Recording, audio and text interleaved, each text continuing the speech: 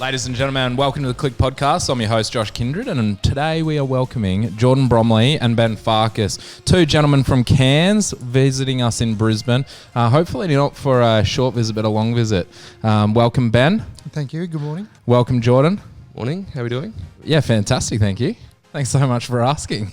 No one's ever asked. Oh, really? Yeah. First time? Guys, you're sitting at the table on the podcast today. We typically talk about people, property and places. Hopefully going to get to know both of you a little bit. We might get to know some of the places you've been, some of the property journey that you've had individually. But also we're going to get to know the way that you guys are shaping the property industry for people with your own hands and taking that into a virtual world. So kick us off, Ben Farkas. What is it that you specifically do, and tell us about your background? Yeah, sure. So thanks for the invite. So I've been in the virtual reality space for the last probably almost 6 years. I started, I was a paramedic by trade. Wow. And then I started using virtual reality to train the troops. And that became considerably lucrative at some point when a lot of businesses and all that were starting to learn what I was doing. And then I transitioned out of the ambulance service and then started a startup in Cairns. At our peak, we had eight employees, and we were developing projects for everyone from Amnesty International, Qantas Group, Education Queensland, Trade and Investment Queensland, and quite a few others there. And last year I transitioned out of the business when it was acquired by a government organisation. So I've been out consulting ever since and working with businesses to help them better understand what opportunities, things like virtual reality, augmented reality, robotics and all that can offer different industries. And I've been working a lot in the property sector recently, and we've got some really interesting concepts, some very interesting projects that align very well in that property space. Well, what's it like? I mean, I've seen paramedics do a little bit of what they do, but how do you make that real? How do you make that real for a paramedic, or is it really just sort of getting the practice right in a virtual type world? Yeah, look, a lot of it came about just through. Virtual reality is the ultimate empathy machine. I remember this one particular job that this is what kind of accelerated my pitch to go, okay, I need to look at better ways to train our especially our younger workforce back then. And we went to a particular job, and husband and wife, he lost his husband after about 60 years of marriage. And this paramedic was straight out of school or university, I should say. And she hadn't quite got a grip on empathy, and the remark that she made to the wife was he had a good run. So from that point onward, it was about going, okay, I need to find new tools to help create new scenarios and then be able to better guide some of these new recruits to better understand what it's like being on the receiving end of that type of scenario. So I started using things like virtual reality to run these simulations, where then obviously they could wear the headset, and then so they could feel what it actually felt like if that was something that I said. And as you could imagine, the response from that was, that's quite confronting. So yeah, of course. So it was a great tool that we used to that I was personally using anyway to better inform almost the right and wrong way of doing things. There's very few wrong ways of doing it, but there's definitely ways that you should really think out before you say anything. Yes, it's not just about the medical practice, but it's actually the person behind those hands. That's correct, yeah, because I mean, look, I can tell you now 90% of a paramedic's work is probably less to do clinically and more to do with actually just how they relate to people. Wow.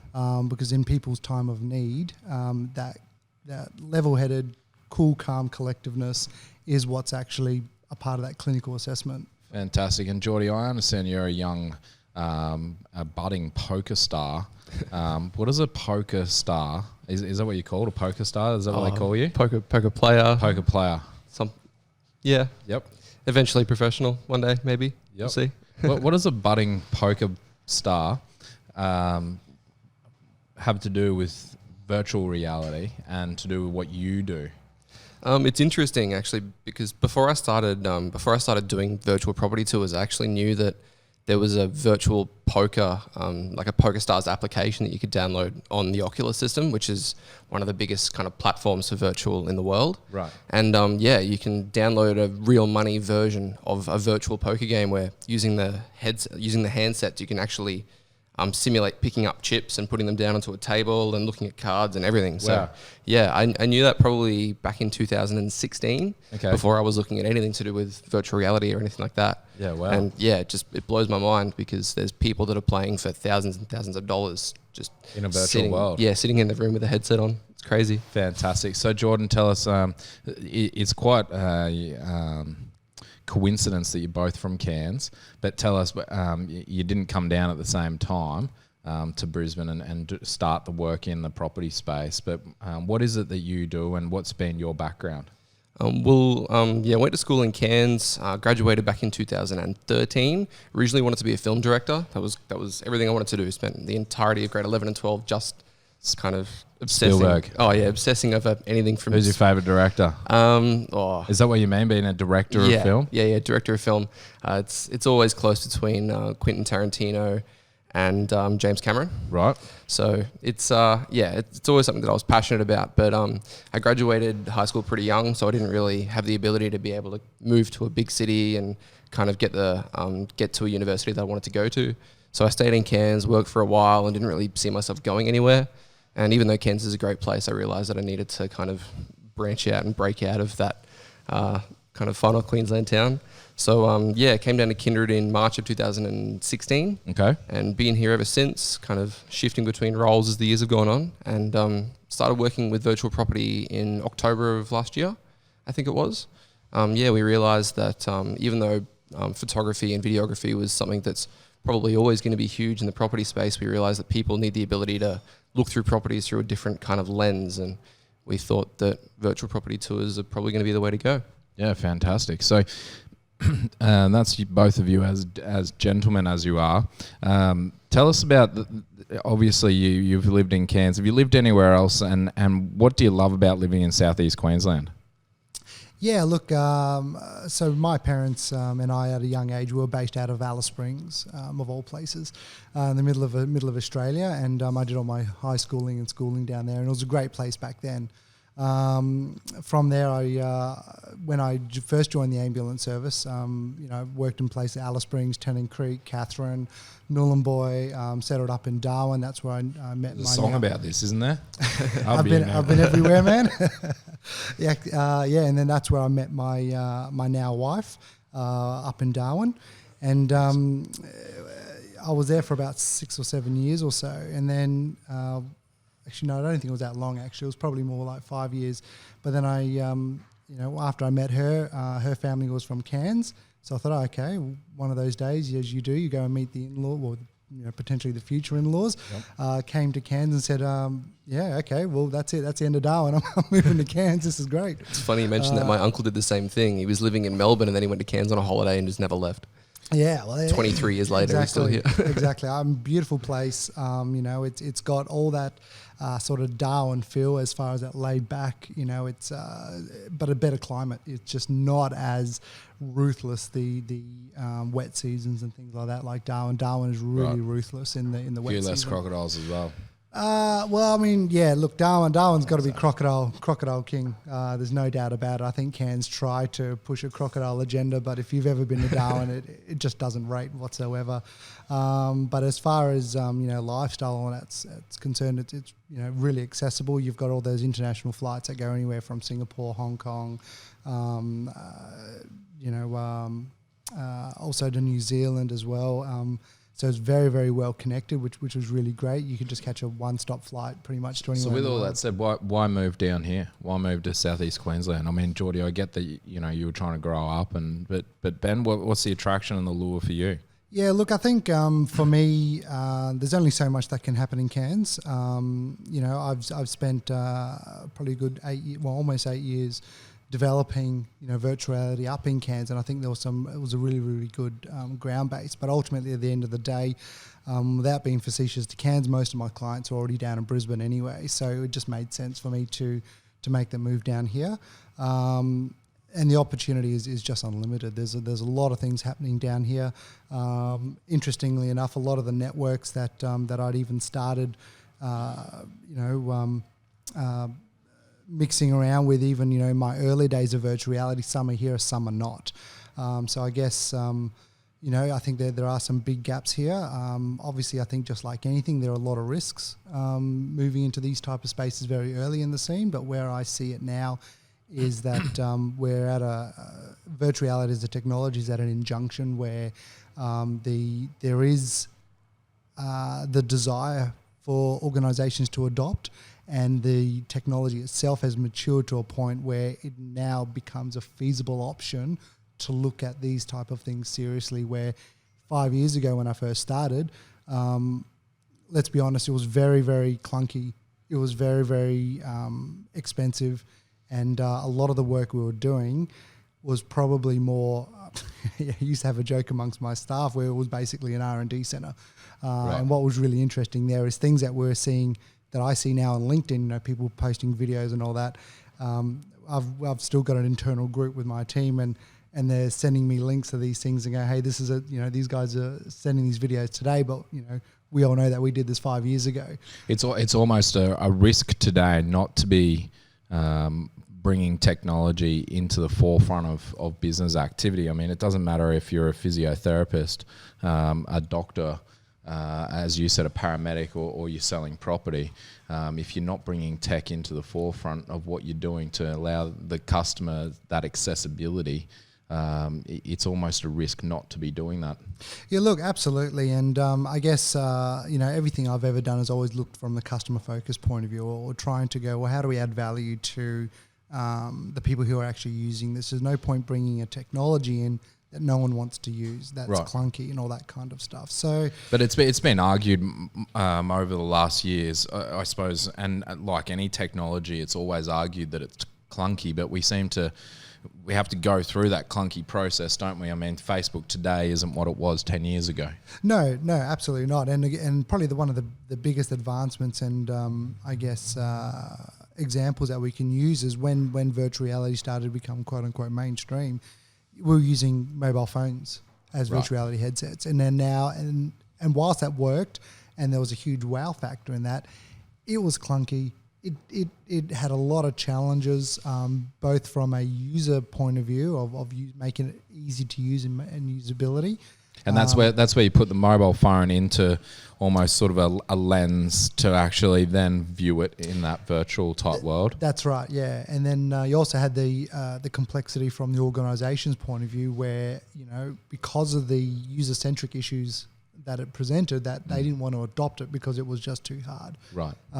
So this is where devices like the Oculus Go and the Oculus Quest are looking to really turn virtual reality on its head, because these are essentially one-piece devices that anyone can pick up and actually use, and that's what the difference is. You both, Geordie, I understand you're a property owner at a young age.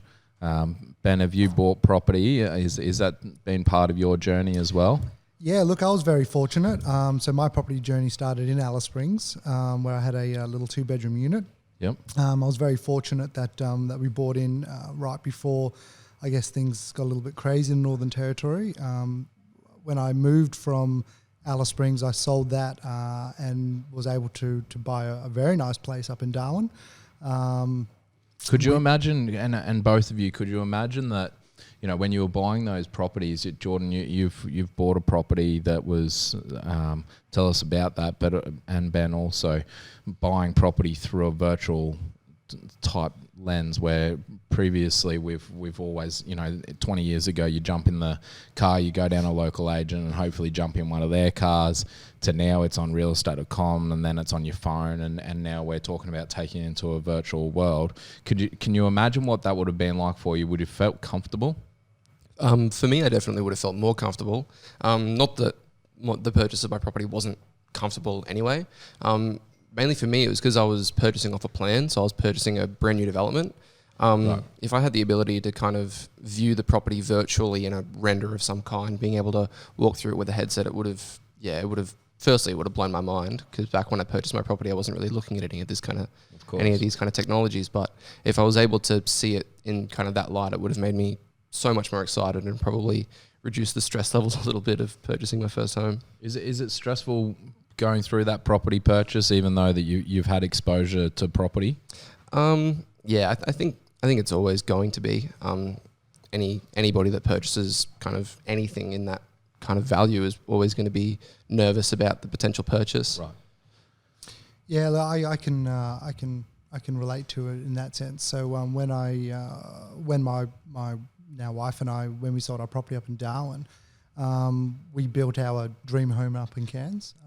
So we designed every aspect of it, and whilst at that point I hadn't explored virtual reality, hadn't quite got to that point just yet.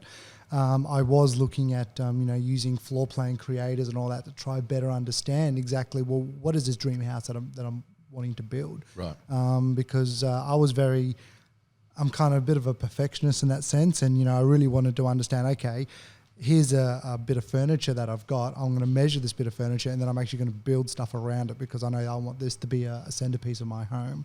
Right. And what we ended up developing or building was a beautiful modern home. It was very interesting because it was built for the future. So what I mean by that is it was initially a single level home, but the specifications that we built was around having a much thicker base where we could build a second level, and then some of the structures in the home where naturally you would just use like a wooden structure, or you would just have some steel structure, was actually reinforced concrete and all that, for the purpose of, in 5 years' time, if I was going to start a large family or something, that I could literally build on top of it. So a lot of that foundation was actually was embedded, even right down to the point where I knew where in the future, if I was going to put a staircase, I knew exactly where that staircase was going to be, and there was actually provisions for essentially that gap and all that kind of thing. So I'd really map this thing out to the nth degree per se. Yeah, you still couldn't walk through it in that sense, which you can do now. Am I right? Yeah. So no, I didn't really. It was all a bit of a guessing game. Kid you not, I'd literally use Lego and cardboard to try and better understand what this thing might look like. Yep. Obviously, that only gets you so far. I use Lego as well. With my 2-year-old. Who's better? Geordie, my avocado on toast has just arrived, and it made me think about you. How old were you when you bought a property? I think I was 19. So no avocado on toast for you? No, me goreng for 14 months, I think. Yep. Excellent.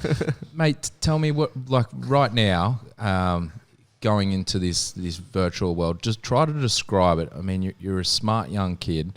Explain it to a millennial who's 23, is not eating avo on toast and wants to get into the property market. But why is this virtual tour, this through the virtual lens, a way that they can break down a lot of the barriers and the stresses that you went through? Well, I think they'll be able to actually eat their avocado on toast with the money that they save on fuel, because they'll just be able to look at all the properties from their house and not have to drive anywhere. Boom. Yeah. So okay, there's one. There's one reason. Okay. No, I like it. It just prices on avocados just went up. Yeah, it just saves time. I mean, you can sit at home and scroll through whatever platform you want to look at your property at, and you can look at 20 different properties in the same period of time that you'd be driving between 4, if that. So I think the other important thing there as well is that there's a lot of young people that are focused on their careers, especially those that doctors, nurses, and all that, and that's number one for them. Yeah. But we're all focused on time, right? Like exactly. Cutting down time. Doesn't matter who you are, whether you're a poker star or you're potentially a doctor at university. We want a shortlist, don't we? We don't want to waste time. No, that's right. And I think this is where things like virtual tours, things like realestate.com really make their mark, because I think what you would find is, and I don't know this for a fact, I think a while ago I did look at these as a fact, but I suspect most of the people who are actually quote unquote searching are doing so in 7, 8, 9, 10 o'clock at night while they're in their bed, not not while they're slogging out during the day, obviously when they're at their workplace. But then also from the other side of it, you've got young families like myself, so I've got 2 young ones now. And I can assure you now that my property journey would be significantly more difficult dragging two kids around on opens on Saturday morning, and the time pressure of going, okay, we've got to get between A and B before we got 10 minutes to get from one place to the next. And then with kids, as everything, if you think someone's going to take 5 minutes, it takes 15. So absolutely. I mean, it's not like families have nothing to do on the weekend. That's right. And if they're anything as like a normal kid, if you miss their meal break, they go into a tantrum, and then you're dragging yelling kids through the property, which is never I could imagine is never a good look from the agent's point of view. Of course. And that kind of thing. So I think being able to really shortlist and look at properties in the comfort of their own home at their own discretion, I think is really important. Gents, I'm thinking about this, and let's, while I'm having my avocado on toast, let's do this. We're going to have a bit of you guys are facing off, but we're not going to have a face-off. So I get some kind of handicap, I feel like. I've been exposed to the real estate industry now for 15 or so years, every single day of my life. And if I'm a real estate agent, or I'm not going to choose a generation, but I don't want to adopt technology. I don't like change. I want to stay on I don't want to leave my iceberg. I like staying where I am. Start to argue with me why property tours and property experience for a customer is absolutely in the next 4 to 5 years going to be in a virtual sense, and why you're crazy not to do it, because as far as I'm concerned, if I want to go and buy a property, I want to go to an open home. So fire away. Yeah, look, for me, first of all, you're not thinking of the customer, you're not thinking about me. You're not making any considerations that I've got to drag two kids around. I would say 90% of the Australian working families got the two, it's dual income, so both of us are working. Yep. So then trying to schedule in something that fits on, at 3 o'clock on a Thursday afternoon doesn't work. But if I'm a serious buyer, surely I can organise my kids. Yeah, look, I think if you get to that point, but I think there's a lot of steps you need to get to before you go, yeah, okay, I can now commit to that. So right. if I'm just, for the sake of it, if I'm just looking at shortlisting property, I'm going to want to know everything about those properties before I even get anywhere near that door. Because one thing that would make me crank in, recently I was in that property space looking for, admittedly in this particular instance was a rental when we moved down to Cairns. You see that rentals are going to be as much a part of the sales. Look, absolutely. I'll give you an example. So one of the biggest challenges I had when I moved from Cairns to Brisbane, when we were looking for a rental property in the first instance, was floor plans. The one of the reasons why I picked the place that I've got now is because I actually had a floor plan. I could actually understand I can see this could be our office. This is where my wife and I are going to be. I can see that the kids are here. This floor plan works. So what I found was that if I didn't have a floor plan or some sort of virtual tour, that was immediately put to the side in favour of those that I already had a quote-unquote good understanding of what this place actually would look like. Yeah. So for me, if it didn't have a floor plan, admittedly, there was only one property out of 6 that I'd shortlisted when we first moved here that didn't have a floor plan. And I can tell you now that we'd signed our contract or our, to get into to lease before we even had the opportunity to book in for that one that didn't have in. So so to me, things like floor plans and virtual tools were absolutely critical to making an informed decision. But not only that, it also then helped me and my wife when we had looked at the property to kind of revisit and go, actually, we could actually put this here and we could put that there. And there was kind of not going, remember that space that was kind of to the left of that? Yeah. No. We actually had a good plan to be able to go, okay, here's a floor plan. I can actually see how this could work for us. So Jordan, for you, do you see that it's an absolute necessity for a millennial buyer to be able to have this virtual walk around before they walk through a home, or is it a case that you just think virtual tour is fine? I mean, are you going to stop playing poker at a real table? No, I'm not going to stop playing poker at a real table. I think, especially for young families, I think they've got the dream of being able to find their dream home, and I believe that with virtual property as a whole and virtual tours, I feel like it gives them the best ability to be able to try and firstly either locate their dream home, actually look through them and find things that they want, or potentially build it.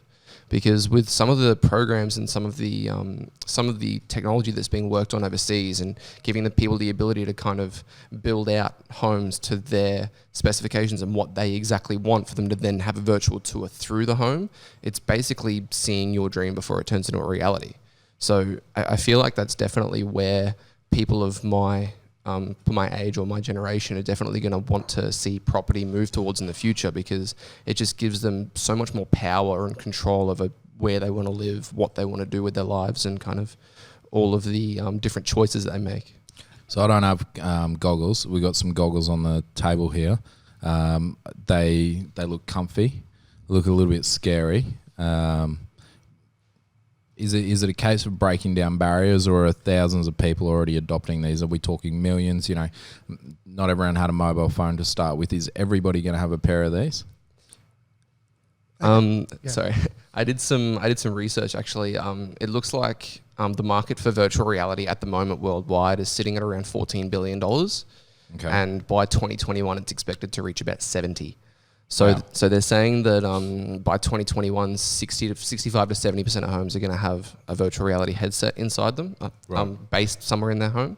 So, and as far as breaking down barriers, we actually tested this when we first got the Oculus system in the office.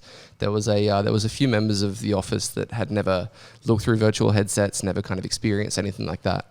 And with the Oculus, there's a system that you can load up, which is called First Contact, I think it's called, where you basically are based inside kind of a space cabin, and you met with like a little robot, and you can control all these different like rockets, and you can shoot pistols and stuff like that. And I don't think I've ever heard a 55-year-old man giggle before using that. So yeah, hi Frank, I hope you enjoyed it. But yeah, it was amazing. Everybody loved it, and it totally, just having that kind of an introduction to a brand new system, where it makes them feel like they're in like another universe. It's amazing. I think the important thing there as well is that as a part of that adoption, it needs to be the push for the adoption also needs to come from the corporate world. Yeah. And what I mean by that is a lot of the clients that I've been working with are looking at ways, how can we provide a tool set for their employees to be able to do tasks remotely. Now, when I say tasks, I'm not necessarily saying, put together cars remotely or anything like that. What I'm talking about is going, okay, how can we give them induction training? How can we give them some, basic tool training, empathy training, all that kind of stuff from the comfort of the home. So you don't need to go, okay.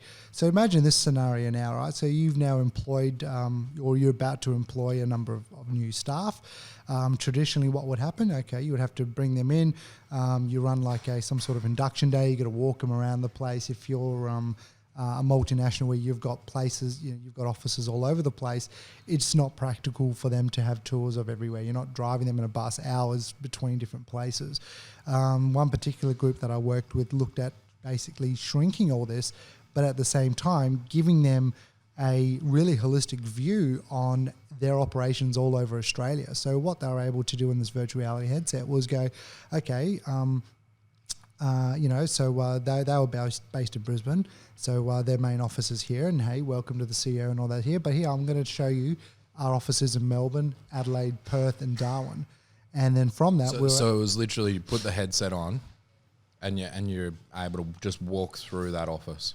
Yeah. So what they did is they took you to all the different places, and they gave. So we created a small suite of it was about a 2-minute induction of all the different cities, and from there then they introduced you to the general manager of each of the different things, and he talked about his different thing, and then they gave you a small facilities tour of what they do there. Now the reason for that is because this group was very proactive in promoting opportunities in all these different places. So by able to, as a part of their induction, they were able to already plant seeds to go, hey, next time there's a position in Darwin, you guys already know a little bit about that. Yeah. Who's interested? Instead of this being this far away place that Made their career development real. Exactly, yeah. So so that was a very, very exciting project we put together there. And the other one that we did as well for a facilities manufacturing group was a safety induction where traditionally, again, they had 500 casual staff. So you can imagine now bringing in, teams. Every week they had a sort of an induction day per se, where they had to walk people through the facility and had to go through all the checklists, and it'll take about an hour and 30 minutes. We were able to develop a system where that was now on demand. They could actually send these headsets to people's homes before they even step foot on the facility, and then brought it down to 7.5 minutes. How much does a headset cost, Geordie? So headsets range between $300, I think, to you can get headsets now that are in the thousands and thousands range. Right. Yeah. But what's an Oculus cost? A good Oculus, you can sit there. I assume you can do basically anything your mind can think of inside an Oculus. Yep. So an Oculus Rift, which is a headset that's connected to a computer, which is basically designed to be used at a really high kind of specification, so that you can play games at really high quality. Those ones go for about 700 to 800 Australian, or maybe a little bit less than that. And then there's the Oculus Quest, which is totally wireless. So you can just chuck it on. It's got the computer already built into the system. Wow. And you can just go anywhere and play it. And those are between 650 and 800. Just depends on the storage capacity on the system. And don't forget, with the Rift, you actually need a half decent computer to run as well. So that's another cost that you need to factor. Yeah. So do we see the cost coming down? Yeah, definitely. Outside of property experience, which is what you guys are primarily working on at the moment, which is going to just completely change that experience for customers and the entire industry. What else can you do inside a VR, Geordie? I mean, you mentioned playing poker. Ben, you've mentioned teaching paramedics. What other is this a social space as well? Is it? Yeah, so in the Oculus system, there's actually a lot of different applications you can download, such as VR chat, or other apps that are similar to it, where you can basically meet people in a social space and just connect with them, communicate with them. Because it baffles me, right? I was before Tinder. Yeah. Ben, I might be with you on this one. I don't know if they had Tinder in Alice Springs, but Geordie, you're of the Tinder age and the tender age, sorry, and it baffles me that someone wants to go and meet a chick through a 2x2 inch photo. But that's pretty standard. Are we going to is dating going to happen in the VR world, or do you even go and meet them? Do you have a coffee in the virtual world? To be honest, I haven't actually done too much research in it. Oh, good. Yeah. Sure. Just to clear that all research. up. Research basis. No, I know that it's something that it is being worked on in the States. People are actually creating not so much simulators, but actually virtual reality dating applications that you can download. Right. And do you change yourself inside this world? The same as, I don't know, you might change yourself. Like a Ready Player One or something like that. You build your own customizable kind of avatar. Yeah, actually, jokes aside, that is something that you do. You customize it to any specifications. I don't think anyone's ever done that on Tinder. Put a dodgy photo up. Oh no, there's nobody ever catfishes anyone. Nah, I don't know what that means. Do you know what that means, Ben? Look, I can say. What does catfish mean? Hand over heart. I have never downloaded Tinder. I don't even. All I know is they say something about swipe right or swipe left or something. I really don't know. But again, all jokes aside, funnily enough, I actually did meet my now wife through an internet platform. Okay. Back then, and again, because when I was interesting enough, so when I was a paramedic, I used to work 4 days on, 4 days off. Right. And which didn't really gel with 90% of the population as far as that's concerned. So I wasn't really interested in going out and getting drunk every Friday, Saturday night, or Wednesday night would be our Friday, Saturday night kind of thing. And I think a lot of shift workers do look at apps and other platforms because, again, they're time poor. So we try to reduce time on everything. Look, absolutely. So I think there would be an opportunity for doing some sort of VR. So in the same way that there can be an avatar for yourself on Tinder and certainly in the virtual dating scene, and making that more of a practical type of use in a property world. Is it a case that, in a few years' time, you think we're going to be able to put these goggles on, we're going to walk into a home, the agent's going to be able to talk to you, you can ask a couple of questions, and really you can walk around. But is it a case that, hey, honey, what do you reckon if we put the couch over there? And you could actually pick the couch and put it there. Is that a thing? Yeah, it is. And it's already here. Yeah. Wow. Yeah. A lot of that kind of stuff can already be done. Basically what Not people... simply, but... Yeah, they'll download applications where you can walk through different spaces of some kind, and then they'll upload different renders of furniture, and then you can actually pick up the furniture and move it into any position in the space that you're in. And you can do that in a house that's actually for sale and built and finished. It's probably more to do around properties that are not built yet. Yeah. There are, I think there'll be some learnings from those type of programs that will eventually translate to properties that are, let's just say, that are already on the market. Yeah. Right. From a technical standpoint, I can see how that could be already quite easily achieved. But so really, it's just as soon as the consumer's prepared to appreciate it. I don't think it's the consumer that needs to adopt it. I think it's big business that needs to adopt it. Yeah. The industry. I think the industry. So I think once the industry goes, you think the consumer's already there? Look, I absolutely genuinely believe that if these type of services were already out there, that everybody would be using them. Yeah, well, that's right. And I think if you got to even step back one more, and I think if you just dropped into someone's home, I think there's a learning curve there that maybe they don't quite understand. But if you sort of bring it from an industry level and we go, okay, for argument's sake, you've got a centralized point where people can. So let's say that you're at a open home, and then at that open home there is some kind of system where you go, hey, look, okay, so you've looked at this, but I now want to sort of teach you and show you something. Right. Put this on, so almost like these little miniature training centers. I think that's where you're gonna get sort of adoption. But Geordie, when I'm pulling up, I'm a little bit older than you. It doesn't look like it for those that are watching. I know. But I am a little bit older than you, and when I pull up to a house and I want to look at it, I want to be able to hear: is there traffic noise? Can I hear birds? I want to be able to see what's the street like. Does my neighbour have 10 cars? I want to be able to see: is there parks nearby? Is there beaches? Is there schools? Yep. I can't do that in a virtual world, surely. Yeah. Yeah, you can. What do you easily.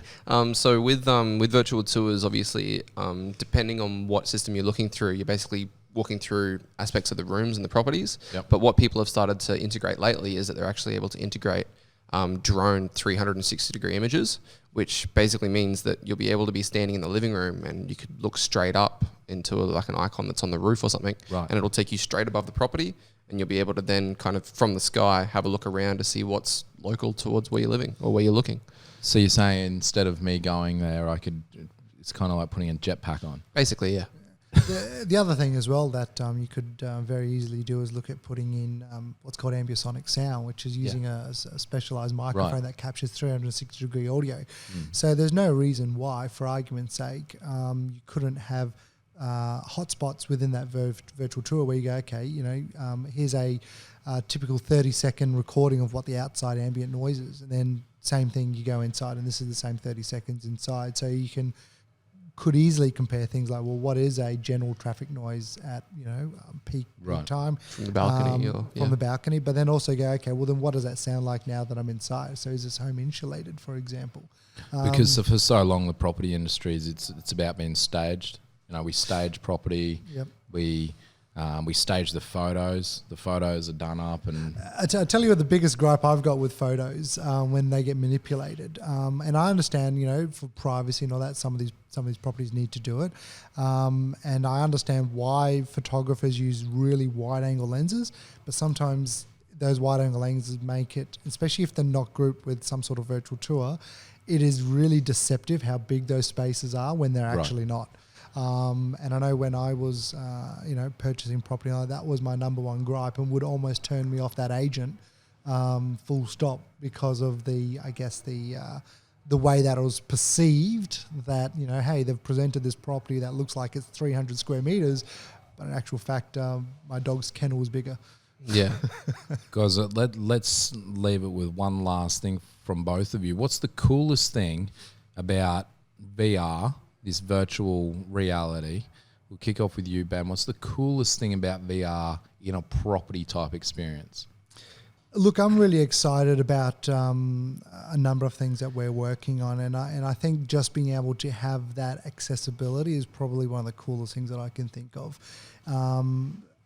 People being able to look at any property day or night, in their bed, in their lounge room, at their offices, and really being able to give them something that they can't give. That they can't be given just through photos. And I'm not talking about just some panorama images. Some of the things that we're working on, I think, are really going to go, oh, I did not see that coming from other competitors and a few things. So wow. Some interesting things happening in that space without giving it all away. Geordie, the coolest thing for the millennials? For me, it's something that I've seen that's gaining a bit of traction overseas, which is basically platforms that have treadmill bases that you can actually walk on in virtual reality. Right. So you'll be able to stand onto a platform and essentially walk through a property, as opposed to using hotspots that you kind of look at on the ground. Yep. So yeah, especially for new developments and renders for new properties. How far are we till then? I honestly, the technology's there. I don't see why we can't be using it. It's just a matter of the industry moving to the consumer. Yeah. Thanks so much, guys. It's been a lot of fun. It's good to know that you saved up and had your mee goreng. And Ben, thanks for joining us. 2 stars out of Cairns in the VR world, reshaping the property industry. Ben and Geordie, thanks so much. This is Qlick Podcast. I'm your host, Josh Kindred. Can't wait to chat to you next, and whoever else might step into this space over the coming 12 months. Thanks, guys. Lovely. Thank you. Bye-bye. Thanks.